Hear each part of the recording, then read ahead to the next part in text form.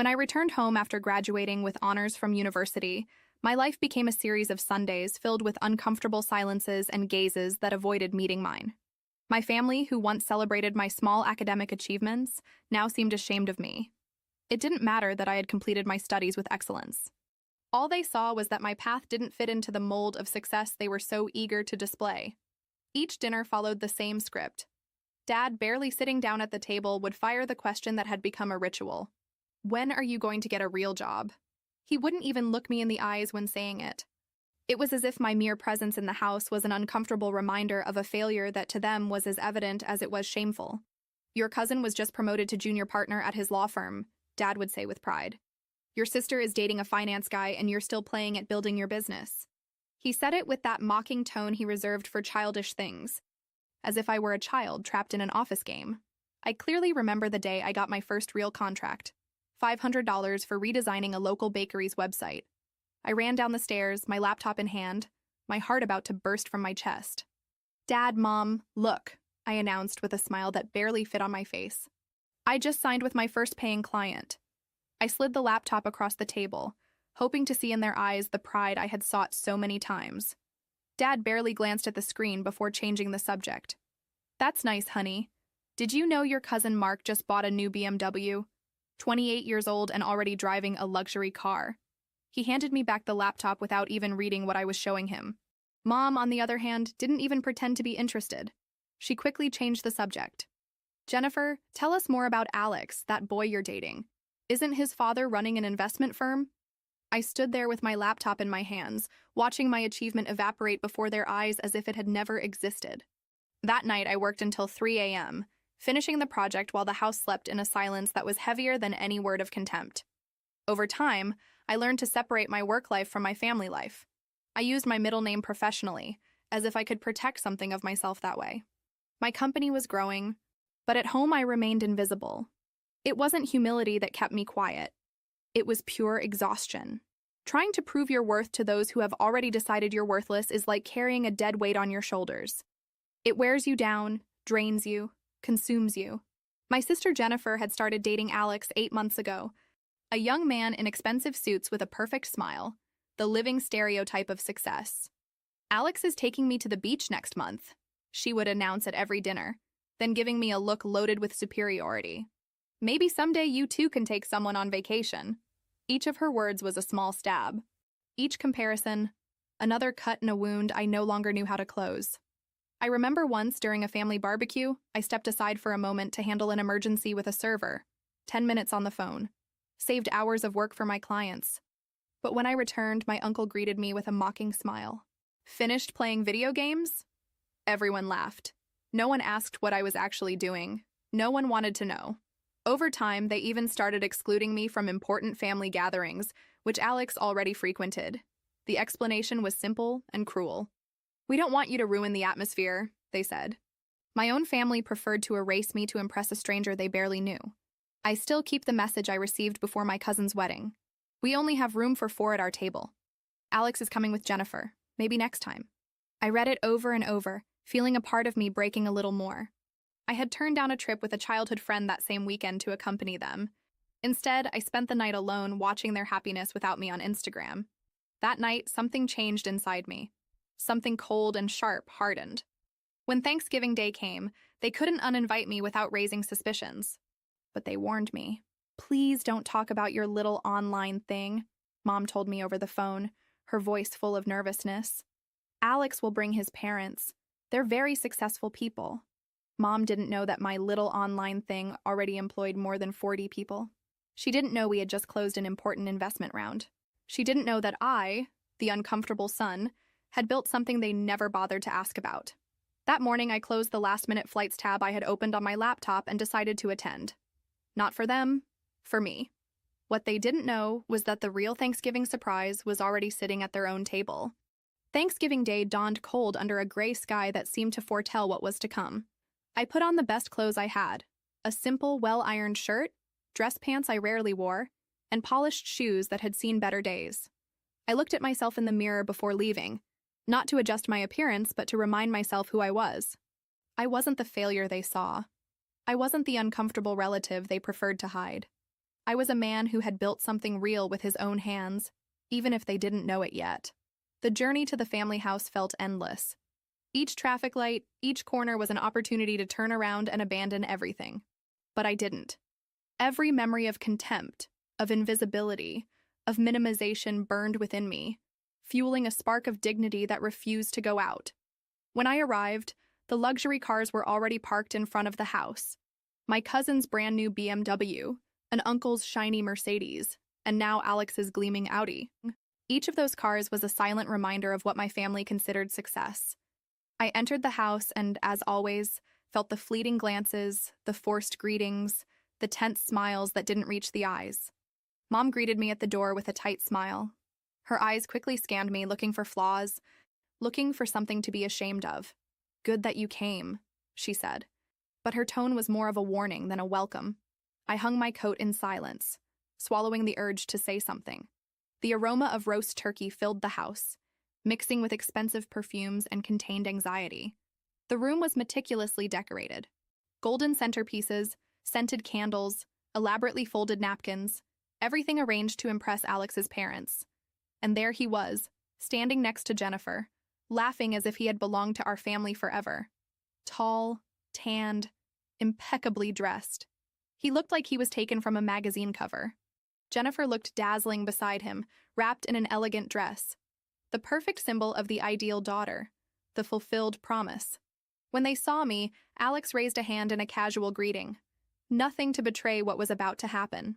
I responded with a slight nod, preferring to stay on the sidelines, invisible, as they preferred. Dinner began as expected. Toasts to the family, to new achievements, to the blessings of the year. Each word was a needle that stuck under my skin. When Dad made an especially long toast about the importance of building successful careers that made parents proud, I saw how he deliberately avoided looking at me. Jennifer took the opportunity to talk about Alex, his travels, their wedding plans, the family investments. Everyone listened, captivated, as if her voice confirmed everything they wanted to believe. I ate in silence, counting the minutes for it all to end, until fate decided to intervene at some point. Alex got up to go to the kitchen to get more dessert plates. Moved more by the need to escape the atmosphere than by courtesy, I offered to help him.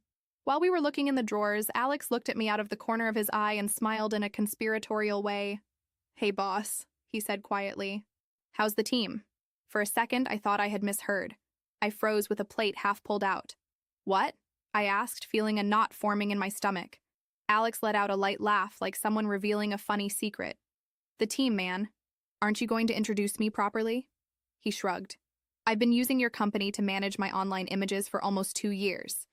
When I found out who you were, I thought it was funny. I understood you preferred to keep things separate. I respect that, but I always thought it was weird that your family wasn't proud of you." The world seemed to wobble beneath my feet. Alex was a client of my company, and not just any client. He was one of those who had driven our growth the most in the last year. I had never known because, like most of our users, his identity was protected by privacy protocols. We returned to the table. I carried a secret weighing in my pockets, a burden I didn't know how to carry. Alex, however, seemed determined to bring it to light. When dessert arrived and the toasts resumed their course, it happened. Alex stood up, raised his glass, and with a smile said, "I propose a special toast." Everyone looked at him expectantly. "To the man who has made much of my success possible this year, not only on a personal level, but professionally. A guy who deserves much more recognition than he has received tonight." "A round of applause for my boss," he shouted, pointing directly at me. The entire room fell into a leaden silence. The silence that followed Alex's toast was thick, almost solid. I could feel every gaze fixed on me, as if I were suddenly a completely new figure before them. My parents' faces froze. Horror, disbelief, and something deeper, a barely disguised fear. Jennifer dropped her glass, spilling wine on the white tablecloth. My aunt coughed uncomfortably, and my cousin sat with a piece of turkey half chewed in his mouth. I remained still, hands on my lap, as if containing myself was the only way not to bring down the entire scene with a single blow. I didn't need to speak. I didn't need to justify myself. The truth, after years of imposed silences, revealed itself alone, luminous, impossible to ignore. Alex, completely ignoring the tension or perhaps enjoying it, continued cheerfully. "Yes, I've not only been using his services for years," he said, I've also recommended his company to many of my colleagues. He's brilliant, visionary, a true leader, and you have the privilege of calling him family. An uncomfortable murmur ran around the table. Mom was the first to try to regain some control. She cleared her throat awkwardly and forced a smile. Well, we didn't know you two knew each other so well. Alex let out a sincere laugh. Know him? If it weren't for his company, I wouldn't have gotten the promotion you're celebrating today. He lowered his voice, as if sharing a secret. Some of my partners are also his clients. Believe me, ma'am, your son is someone very important. I saw how Mom paled. Dad, who always showed so much pride talking about others' achievements, now seemed not to know where to look. My uncles, previously so condescending, shifted uncomfortably in their seats, exchanging furtive glances, and Jennifer trembled with contained rage. Her hands twisted the napkin, her lips pressed together, struggled to maintain a smile that no longer convinced anyone. I didn't need to say anything. It wasn't necessary. Life itself was exposing everything they had wanted to ignore. Jennifer, unable to stay quiet, let out a fake laugh between her teeth. I suppose everyone has their little project in life. The phrase fell like a stone in a lake. Even the uncomfortable murmur died out. Alex arched an eyebrow, surprised, and slowly turned his head toward her. His smile became colder, sharper. Little project, he repeated, savoring each syllable. I don't know if I'd call a small project a company that, according to my colleagues, is closing a $1 million contract with one of the largest firms in the country. The blow was dry, definitive. I could have laughed at that moment. I could have risen triumphantly, pounding the table with my fists raised high. But I didn't. It wasn't necessary. Each of Alex's words was a hammer tearing down, one by one, the rotten foundations of a facade that for years my family had protected with such care. The desserts were left abandoned on the table. No one had an appetite. Some excused themselves to go to the bathroom. Others pretended to check their phones with sudden interest. Mom murmured something about bringing coffee, her voice barely audible. Dad stared fixedly at the candle in the center of the table, as if hypnotized by the small wavering flame.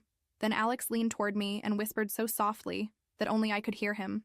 You know, I've always wanted to work directly with you. Maybe we can talk about that soon. It took me a few seconds to take in what he was saying.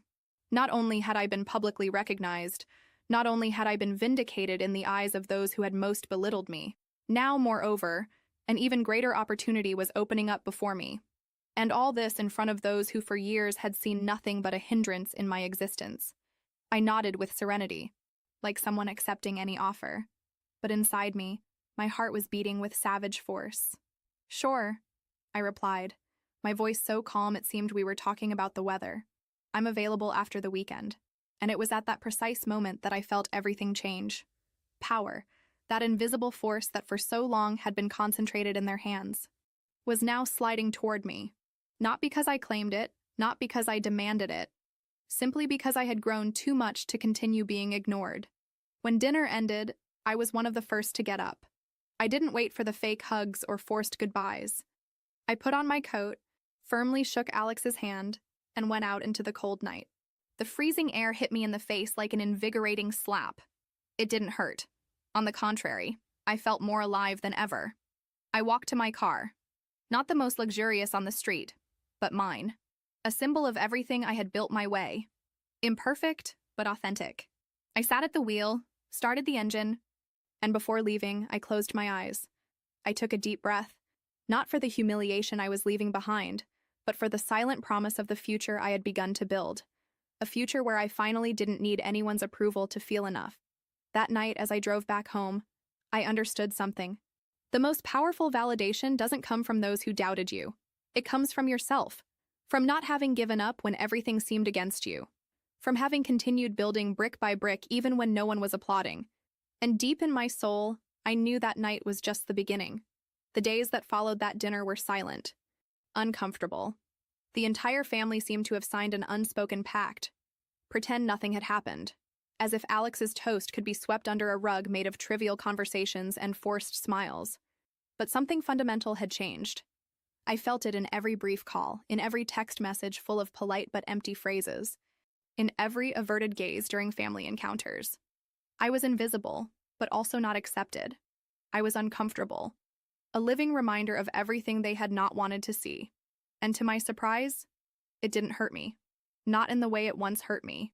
It was more like a slow release, like taking off a heavy coat after walking under the sun. I had regained something I didn't even know I had lost, my dignity. But I also understood something else. A deeper part of me, more wounded, was still wondering why it had to go this far for me to be seen. Was it not enough to have worked hard, to have dreamed big, to have persevered in silence? The following Monday, as I walked to my office, a sense of belonging enveloped me. There, among my team, among those who had accompanied me on long nights and uncertain beginnings, I was already valued. They didn't need a grandiose toast to see it. They knew it in the way they greeted me, in their genuine respect, in their silent trust. While reviewing contracts and answering emails, my cell phone vibrated on the table. It was a message from Jennifer. "Can we talk?" I stared at the screen for a few seconds. Part of me wanted to ignore it, move on, leave the past where it belonged. But another part, more curious and perhaps more compassionate, felt the need to know what she was seeking. I agreed to see her. We arranged to meet at a downtown cafe, neutral ground where emotions couldn't easily overflow. I arrived early and sat in a corner watching people pass by.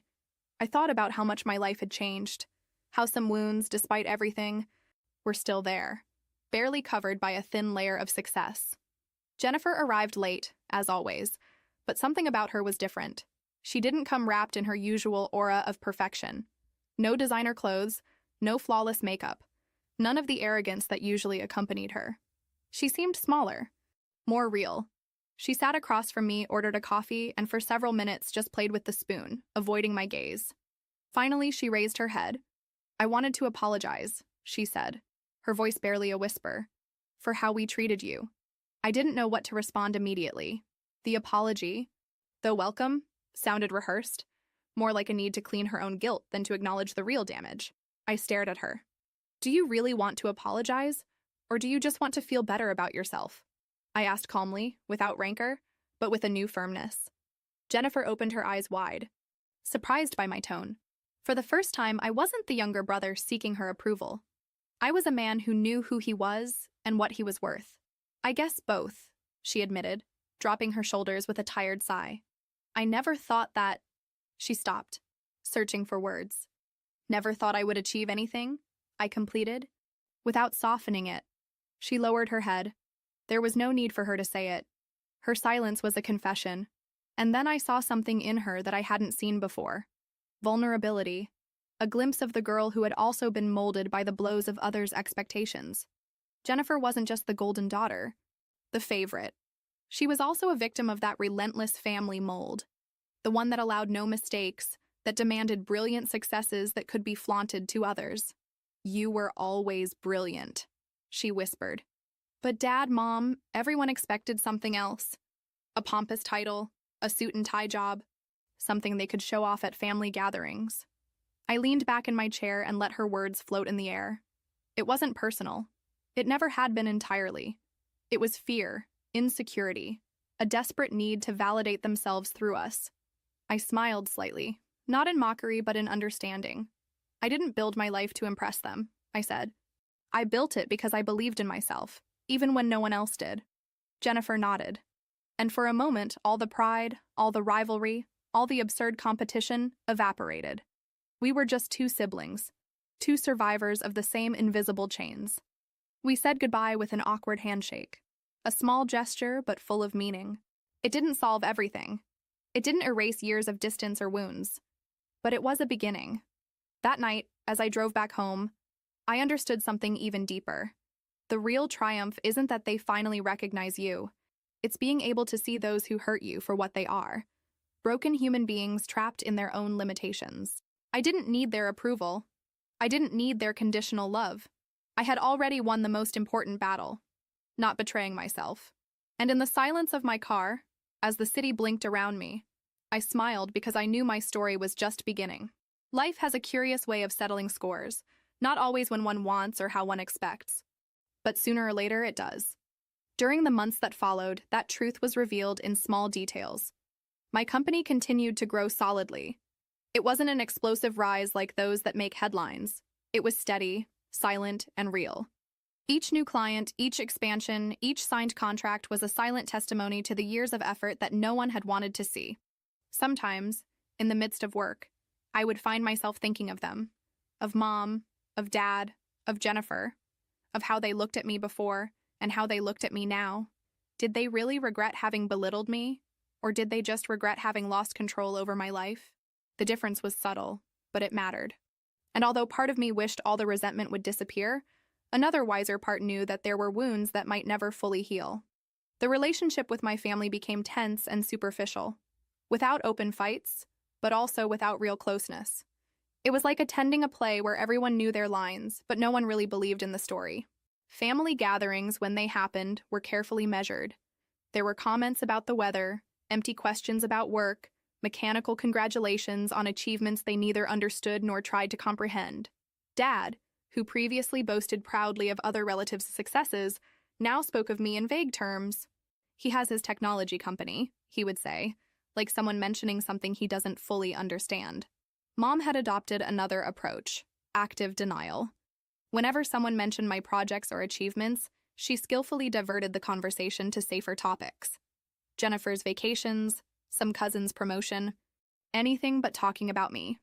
But it no longer hurt me. Far from it, it gave me an unexpected peace. I no longer needed their validation. I no longer sought their applause. My validation came from elsewhere.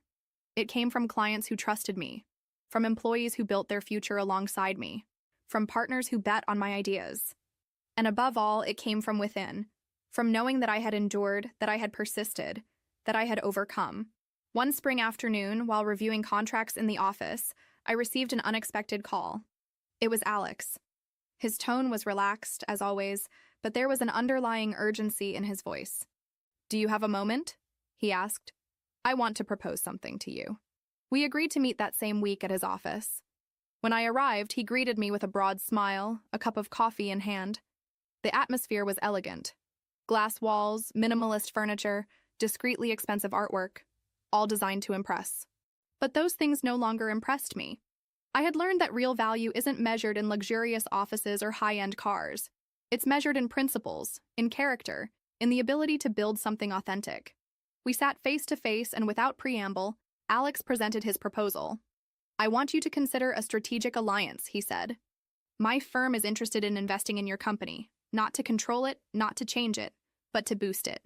I remained silent, processing his words. It was a huge opportunity. Access to capital, contact networks, new markets. But it also meant opening doors, exposing oneself more. And I, after everything I had experienced, was cautious. "I appreciate the offer," I finally replied. "But before accepting, I need to know something." Alex raised an eyebrow, curious. "Why now?" His smile was honest, without a trace of mockery. "Because now I see what you've built," he said. "Because now I understand that it wasn't you who had to adapt to us. It was us who had to learn from you." His words touched something inside me. It wasn't an act of charity. It wasn't a handout. It was genuine respect. We spent hours discussing details, conditions, expectations, visions for the future. When I left that meeting, I carried a pre-agreement under my arm. A sense of achievement that didn't need applause to be valid. It was enough to know that once again, I had gotten there on my own merits.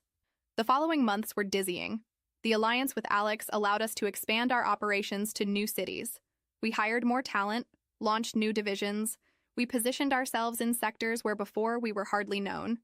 Each small step was a silent victory over the ghosts of the past. And yet, I never forgot my roots. I never allowed success to blind me or make me arrogant. I remembered well the Sunday dinners, the averted glances, the hurtful words. Not to live trapped in resentment, but to never become what they had been to me. To always know what I was worth, even when no one else saw it. One autumn afternoon, as I was walking to my car after a meeting, I ran into Dad on the street. It was a casual, unexpected encounter. He saw me, hesitated for a second, and then approached. "I've heard good things about your company," he said, almost in a whisper. I looked at him for signs of sarcasm or condescension, but there were none. Just an awkward, uncomfortable honesty, like a man trying to mend something, but not knowing how. "Thanks," I replied simply, without rancor. There were no hugs, no tears. Just two men silently acknowledging the long roads each had traveled. Sometimes I thought as I walked away, forgiveness isn't given in words. It's given in continuing to walk, in continuing to build, in not allowing the past to define who you are. And I, now more than ever, knew exactly who I was. As I drove back home that afternoon, the city lights passed like blurry stains in front of the window, and I thought about all the versions of myself I had been: the promising son, the diligent student, the uncomfortable relative, the failed professional, the invisible entrepreneur. I realized something I had been feeling for a long time. I had always tried to fit into an image that wasn't mine, into an expectation that didn't belong to me. But now I knew, with a new certainty, that that image no longer defined who I was. That small recognition from Dad, though awkward and late, was like closing a chapter, not because I needed his approval, but because I understood that I no longer had to carry the need to be accepted by those who only knew how to value trophies and not trajectories. I was more than that. I always had been. They simply never knew how to see it. The following days were busy and exciting. New contracts, new alliances, new challenges. But in the midst of that whirlwind, one day I received a call I didn't expect. It was Mom. She almost never called me without reason, except for birthdays or emergencies. "Do you have a moment to stop by the house?" she asked. "I'd like to talk to you." There was something in her voice, a different softness, as if she were walking on unexplored terrain. I agreed, not out of necessity, but out of curiosity. When I arrived, the house was quiet. Mom greeted me in the living room with 2 cups of coffee on the center table. It was the same room where years ago they had ignored me. But that day the atmosphere was different. Dense, vulnerable, real. We sat down. Mom nervously wrung her hands, struggling to find the words. "I wanted to apologize," she said without preamble. "Not just for what happened at Thanksgiving, for everything." I remained silent. Not out of coldness, but because I didn't expect this openness. She took a deep breath and continued. "I thought we were doing the right thing. Pressing you, pushing you to follow the path everyone expected. I thought it was love, that it was protection. But I was wrong." Her words were awkward, painfully sincere. They weren't rehearsed apologies to save appearances. They were real, and that made them harder to process. "We were ashamed of you," she confessed in a whisper, like someone admitting an unforgivable sin.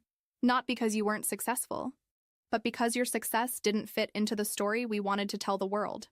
It hurt to hear that, even though I already knew it or had felt it in every averted glance, in every uncomfortable conversation. Mom lowered her voice even more. "Now I see that you were always the bravest of us all."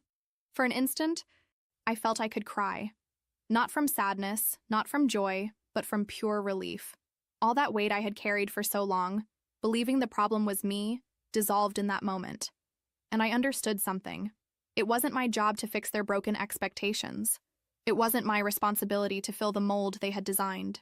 My job was to continue being me, with all my imperfection, with all my light. "Thank you," I finally said. I didn't need more. I wasn't looking for more. We stayed talking a while longer, like 2 people rebuilding a long-fallen bridge. We didn't solve everything. We didn't heal all the wounds, but we laid the first stones on more honest ground. When I left the house, the sky was covered with clouds, but on the horizon there was a strange glow, like a silent promise that although the storm had been long, the sun always finds a way to return. That night, in my apartment, I looked at everything I had built. Not just a company, not just a success story. I had built an authentic, free life. For the first time in a long time, I allowed myself to dream forward. Not to prove anything, not to silence old voices, but simply because I deserved it. Because I always deserved it. And although I didn't know exactly what came next, I knew one thing with total certainty. I would face it standing, with my head held high. Because now I knew an unshakable truth. Who you are doesn't depend on who recognizes you. It depends on who you decide to be when no one sees you. And finally, I saw myself clearly. The months that followed that conversation with Mom were a mixture of calm and rebirth. Life finally gave me space to build without looking back, without seeking approval, without begging for recognition. Each new project, each client who trusted us, each employee who grew within the company was a reminder that the path I had chosen was real, solid, authentic. Jennifer was also changing, though. I saw her day by day leaving behind the need to be perfect, understanding that true greatness comes from humility and honest work. Her transformation was slow, sometimes painful, but genuine, and seeing her advance in her own process taught me something new about patience, about empathy. My family, for their part, had begun to build bridges. Small gestures, invitations to lunch, brief messages asking about my well-being. They weren't trying to fill the void of past years, but rather to build something different. Something based, this time, on respect. Not all broken ties healed, and I understood that was okay too. There are wounds that, although they scar over, leave marks. And those marks tell stories that deserve to be respected. One ordinary Saturday, while organizing papers in my office, I found an old notebook I used in the beginning. The pages were full of clumsy ideas, impossible budgets, dreams too big for someone who at that moment felt so small. Among all those notes, one phrase stood out, underlined several times. Someday they'll know who I am. I stared at those words for a long time. The young man who wrote them did so from pain, from the desperate hunger to be seen. I didn't judge him. I knew everything he had gone through. But I also understood something very profound. I no longer needed anyone to know who I was to feel complete. I closed the notebook. I kept it in a drawer, not as a sad memory, but as a silent monument to the journey. Life isn't about being seen. It's about seeing yourself, about recognizing yourself when the world decides to ignore you, about continuing to believe even when no one else does, about building even when no one applauds, about dreaming even when no one believes, about persisting even when everything seems against you. That afternoon, I left the office without a fixed destination. I breathed the fresh air of the city. I felt life beating beneath my feet. There was no final destination. There was no goal I needed to reach to feel successful. The real victory was this: being able to look back without regrets, look at the present with gratitude, and look to the future with hope. Because in the end, that's what matters most.